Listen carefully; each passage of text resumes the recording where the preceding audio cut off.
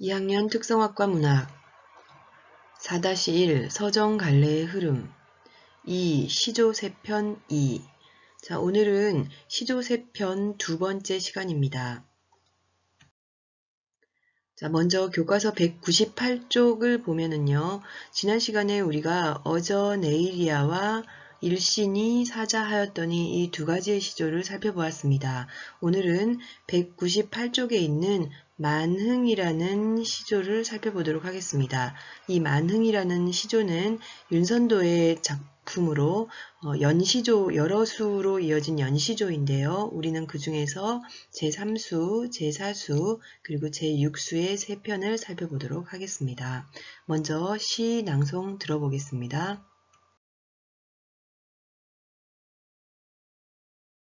만흥, 윤선도.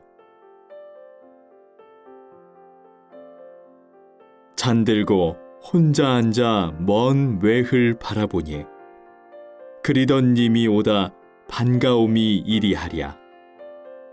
말씀도 우음도 아니어도 못내 교하하노라. 제3수. 누구셔 삼공도곤 났다 하더니 만승이 이만하랴. 이제로 헤어든 소부허유이 약돋더라. 아마도 임천 한흥을 비길 곳이 없애라. 제4수. 강산이 디오타 한들 내 분으로 누웠느냐. 님군 은혜를 이제 더욱 아노이다. 아무리 갚고자 하여도 해올 일이 없애라. 제6수. 자, 잘 들으셨죠?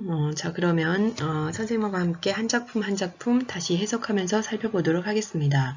먼저 만흥이라는 제목인데요. 자, 이때 만흥이란 이야기는 저절로 일어나는 흥치, 즉 나의 즐거움이 저절로 일어난다라는 정도로 해석할 수 있고요. 이 작품을 쓴 작가는 바로 윤선도입니다. 윤선도라는 작가는 우리나라 시조의 대가로 알려져 있고요. 굉장히 많은 시조를 썼고 그 다음에 우리나라 시조의 대표작을 썼던 작가다라는 정도로 이해하고 있으면 됩니다. 윤선도라는 작가 이해하시고요. 기억하시고요. 윤선도의 만흥은 윤선도의 대표작 중에 하나입니다. 이 만흥은 앞서도 얘기했듯이 6수로 이루어진 연시조 작품입니다. 먼저 교과서에 있는 작품 중에서 제3수 만흥의 세 번째 수, 세 번째 편을 살펴보겠습니다.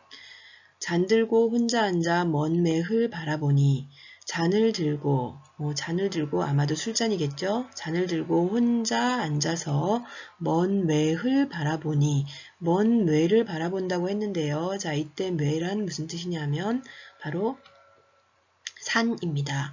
잔을 들고 혼자 앉아서 멀리 있는 산을 바라보니 그리던 이미 오다 반가움이 이리하랴. 즉 화자는 잔을 들고 먼 산을 바라보고 있는 상황이고요. 그때 화자의 정서, 느낌은 어떠냐 하면 그리워하던 님, 사랑하는 이미 온다 한들 반가움이 이리하랴. 반가움이 이렇겠느냐. 즉 사랑하는 그리워하던 이미 오는 것보다 지금 내가 산을 바라보는 이 반가움이 더 크다라고 해석할 수 있겠죠. 자, 그래서 자연이 주는 즐거움이 매우 큼을 노래한 것이 바로 이 시조의 두 번째 중장이라고 할 수 있습니다. 마지막 세 번째 종장 살펴보면요.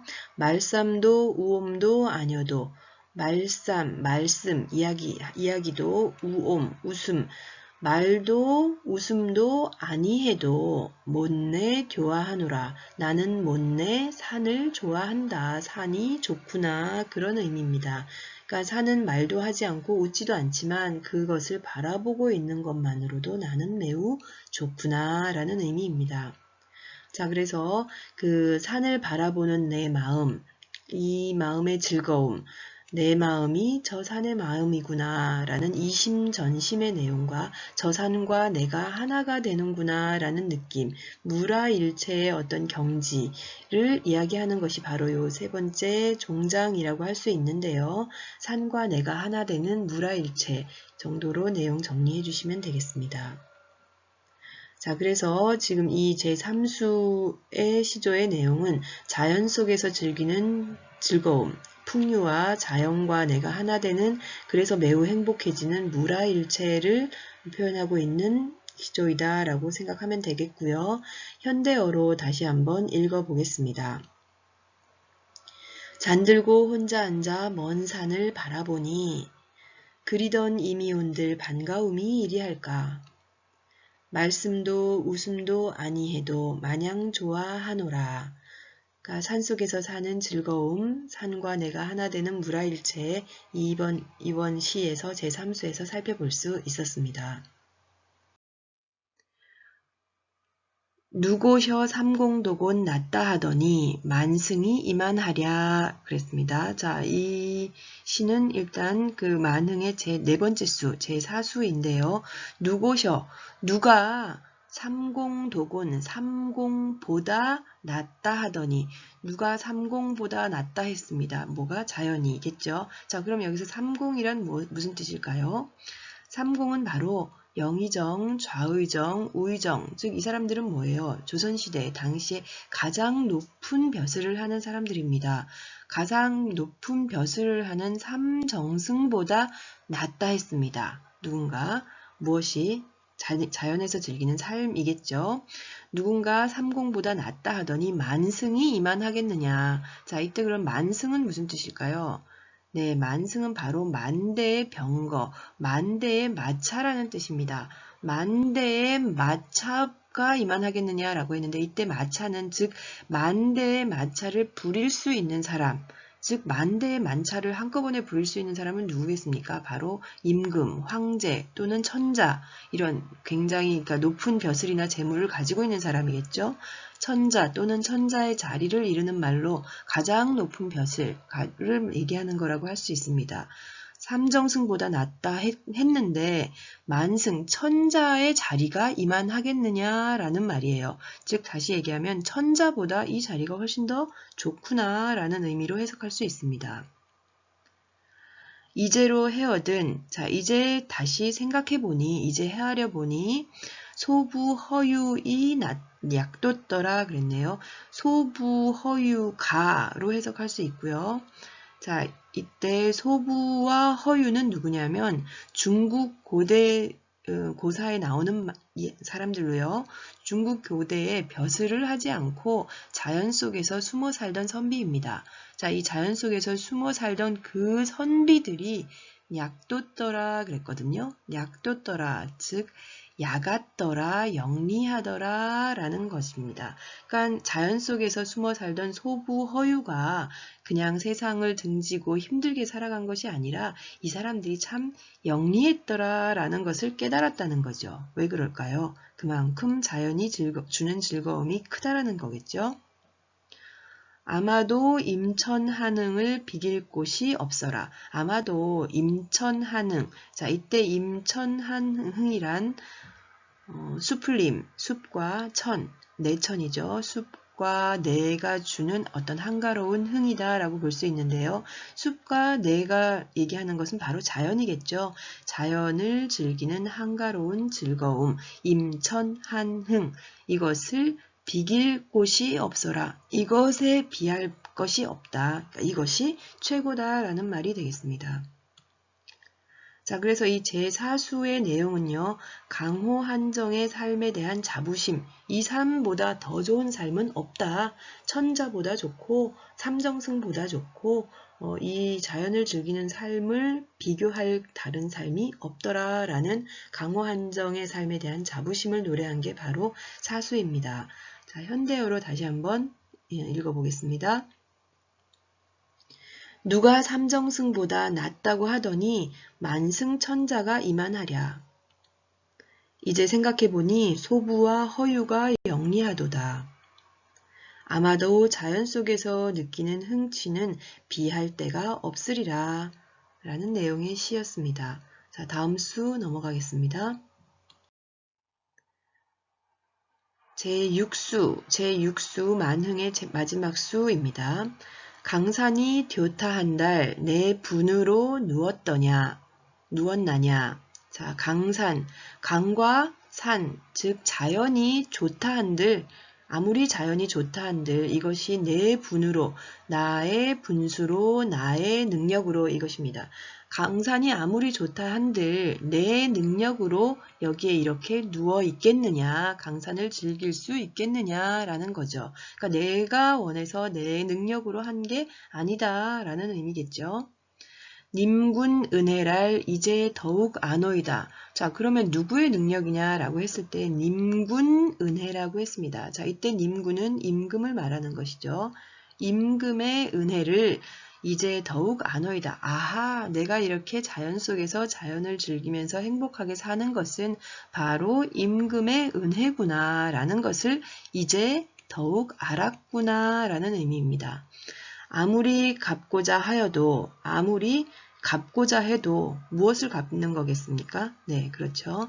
바로 임금의 은혜를, 내가 아무리 임금의 은혜를 갚고자 하여도 올 일이 없애라. 올 일은 다시 말하면 할 수 있는 일, 할 일입니다. 내가 이 임금의 은혜를 갚고 싶어도 내가 할 수 있는 일이 없구나. 즉 임금의 은혜 속에서 나는 감사하며 살 수밖에 없구나 라는 의미입니다.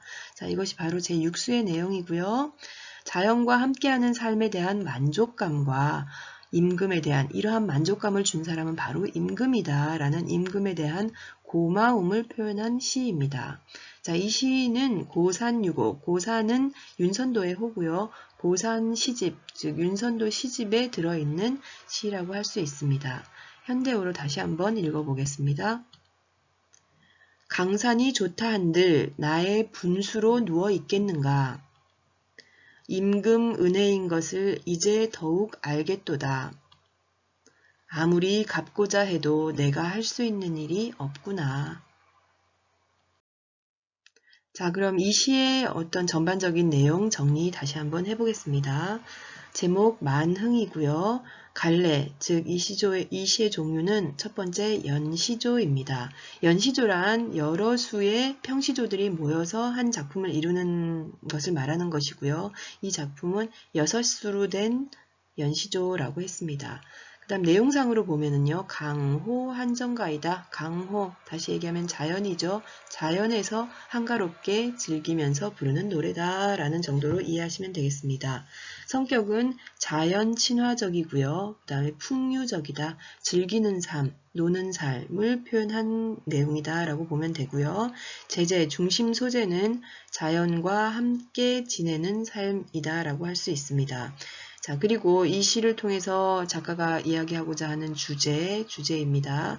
자연 속의 삶에 대한 만족과 임금의 은혜에 대한 감사이다. 이 두 가지 내용 정리하면 되겠죠. 특징, 첫 번째, 강호가, 자연을 노래하는 강호가의 성격과 충신연주지사, 충신연주지사는 임금에 대한 감사를 노래하는 글이다라고 할 수 있고요. 충신 연주지사의 성격을 동시에 가진다라는 특징이 하나 있습니다. 그리고 중국의 고사를 활용을 했는데요.